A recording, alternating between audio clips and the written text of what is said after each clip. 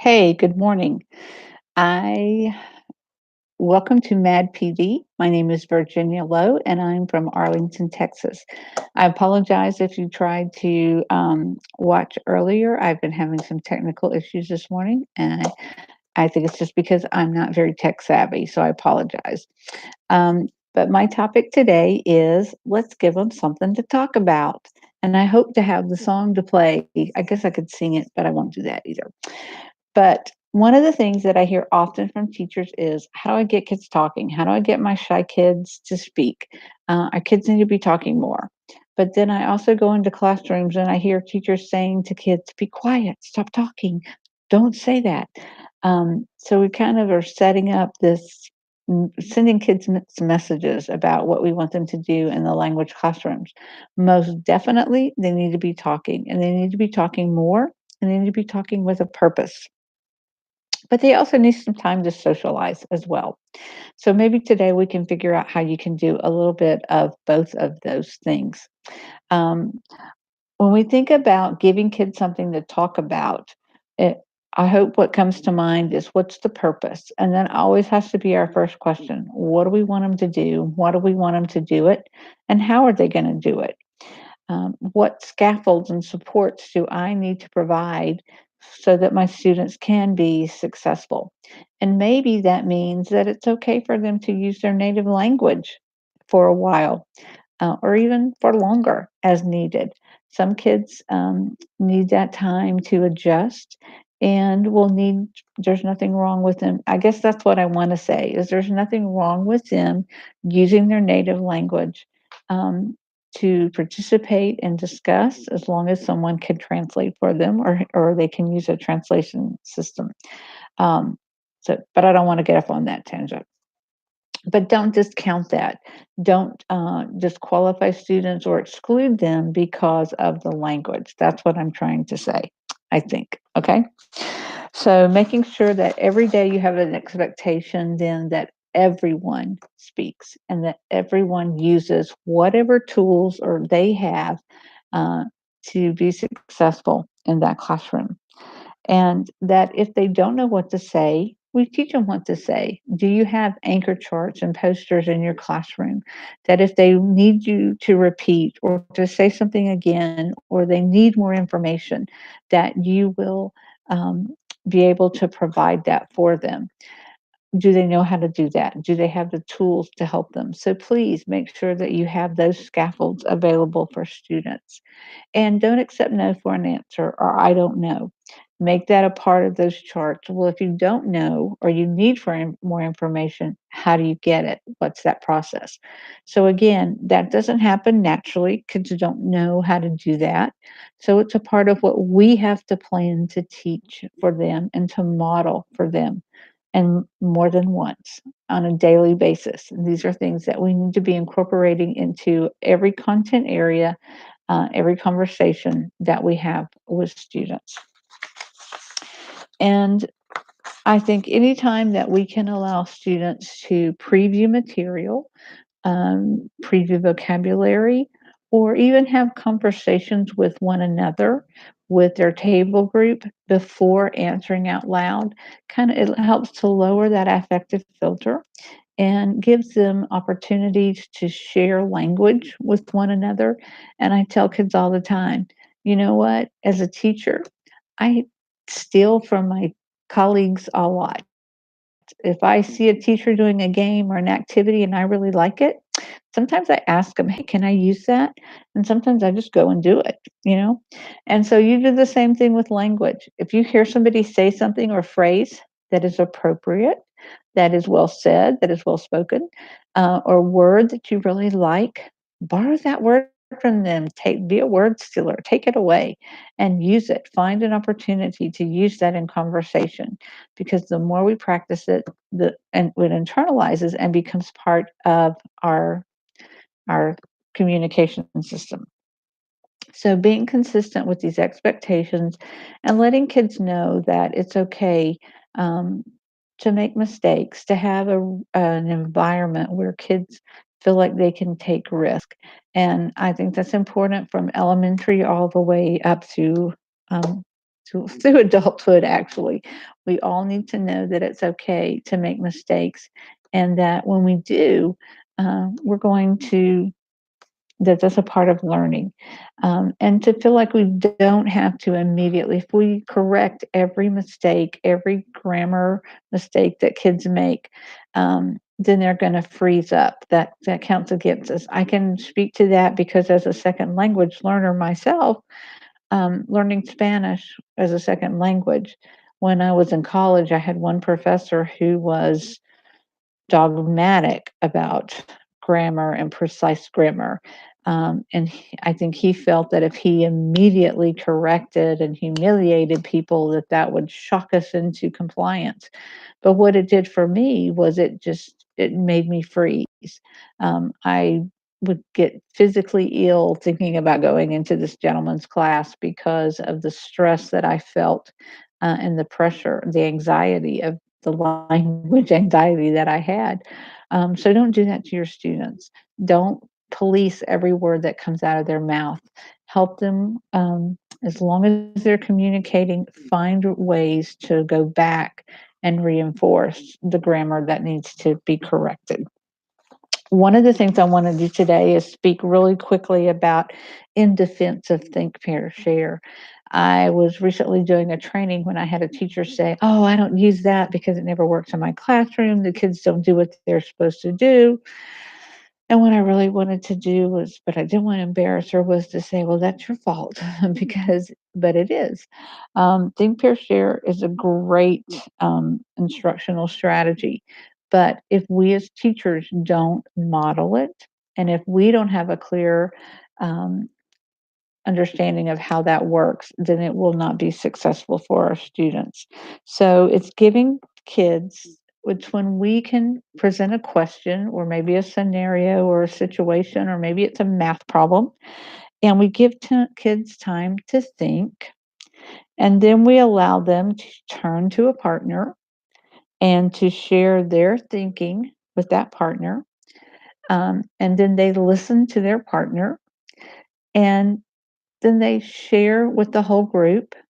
And sometimes it's just, it's not everyone because we know we don't have time for every group to share. But it's important because it helps us be able to chunk the curriculum, the content, and as a teacher, it's a great formative assessment tool for me. As I'm walking around and I'm listening, because I'm not stopping to look at my email or take attendance, I am focusing on what the students are saying. It allows me to monitor what they're talking about, checking for understanding. If there are misconceptions, to step in, give a clarifying point, move on to the next group. It also provides that novelty. The brain needs it's a brain break for our kids. They can only take in so much sitting and listening, and then they need to be moving and participating. And I think it's important to explain to kids in the onset, why are we doing this? What is this activity about? And to remind them, I want you to talk to your partner about, because, I want da da da da. Um, and making sure that our questions are good, solid questions. I've heard some teachers ask questions for Think, Pair, Share that really didn't involve a lot of thinking. It was a yes, no, or I agree, I disagree. Uh, and the kids weren't held accountable for the why they disagree or why. And so, why do you disagree? What's your reasoning behind that? What's the evidence from the text? So, being sure that as we're planning, we are putting all those rigorous components there. And I hate the word rigor. I'm sorry I used it. I should have said depth of understanding. That's what I like better. Okay. Um, and it's also, but I think it's also teaching our kids not only to talk, but it's teaching them to listen to others. And that's a key component that I think we do not focus on Think, Pair, Share. So if you have tried Think, Pair, Share and you feel like it didn't work, please give it another try.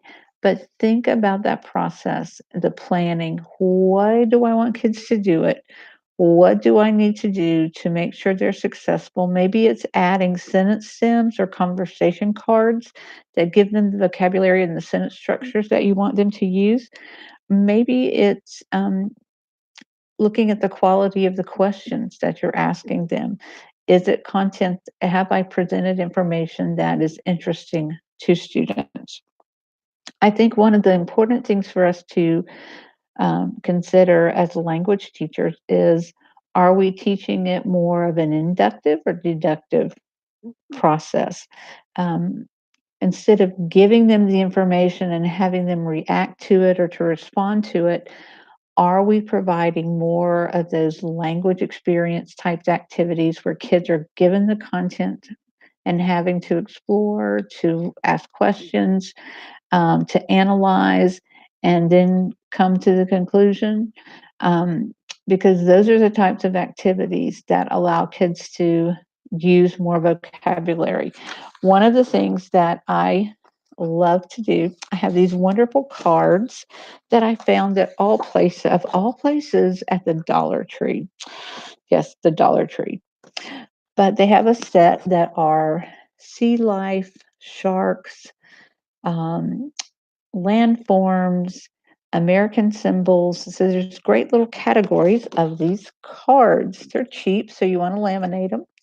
But they have these great little pictures, and then on the back, you have information. Maybe it's this one has specific science details about the animals, the sea life, and then on every one, the last little paragraph is some kind of a prompt, a writing prompt. But with my elementary kids, instead of, and I don't have time for, I wish we had time for the writing. So what we do is we use these for conversation cards. So they read this with the partner, and as you can tell, I have highlighted what I believe to be the key vocabulary, or maybe it's new or interesting vocabulary. For example, on this one, this one I love. This one even has an alliteration talking about crabs. Somewhat salty seawater. We have an alliteration right here. So I had an opportunity. A kid said to me, I only see alliterations in poems. I don't think they're very useful. And like 2 weeks later, we came upon this card. It was great timing. Um, so you never know. Yes, for $1 at the Dollar Tree. But instead of, they talk about it, they share it. And of course, with the elementary kiddos, they get all excited about the, the different critters.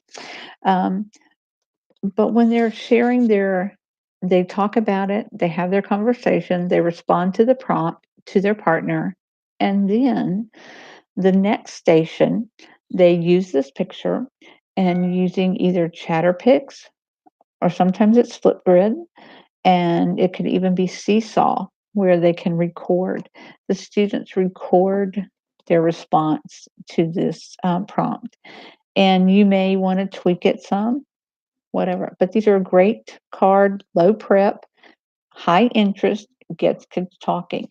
The other component is doing that compare and contrast, where we have kids look at them. Well, they live in the ocean, but how are they alike? How are they different? And they have to come up. There's a whole set of the cards, and you can do this with any topic. And they have to come up with their sort, decide this is our justification for why we did it. And then after they listen to each other, okay, think of another way that you can do this. And maybe they borrow from another team, but they have to add to it. So there are lots of fun activities that can be easily adapted for each grade level. This is another one of my favorite ones. This is one of those like a baby toy, but it's a giant cube, also from the dollar spot at Target. And what I did is I added Velcro dots to it. And then I have a collection of pictures from a variety of sources that I also put Velcro on. And for different topics, I attach them to the square. And so these might be science topics or weather related. And they roll it, whichever picture lands up, That's the one they talk about, and on their sheet, they have or on the card, they have specific questions that they respond to, or maybe it's just, labeling, could be labeling colors, weather, facial expressions. You can use these for many, different activities. Another treasure that I discovered are these wonderful 3D story characters that students can use for retelling, reenacting, summarizing, but also for their own creative storytelling. We use these to retell the fairy tales, but then they went into a station for students to create their own versions of the story. There are many other activities that I had could share, but I am out of my 15 minutes. So there's lots for kids to talk about. There's many purposes. It all comes down to you as a teacher deciding what is my purpose? What do I want them to do with the language? And what structures and supports do I need? And one last thing I want to share is that Zaretta Hammond talks about to have a culturally responsive classroom, we need to be sure that our content, that we're making it social, that we're gamifying it, and that we storify it. Gamifying, storifying, and making it social. Kids need that interaction. They can borrow language from one another. The story structure provides them a framework for internalizing the content. And then, of course, gamifying it, that little hint of competition or applying the information that they've learned. So, kids have a lot to talk about, and there are many tools that you as teachers can use to get them talking. So Virginia Lowe and my Twitter handle is at Lowe V Lowe, or you can email at me at vlowe at aisd.net, and I would love to carry on this conversation. Thank you so much.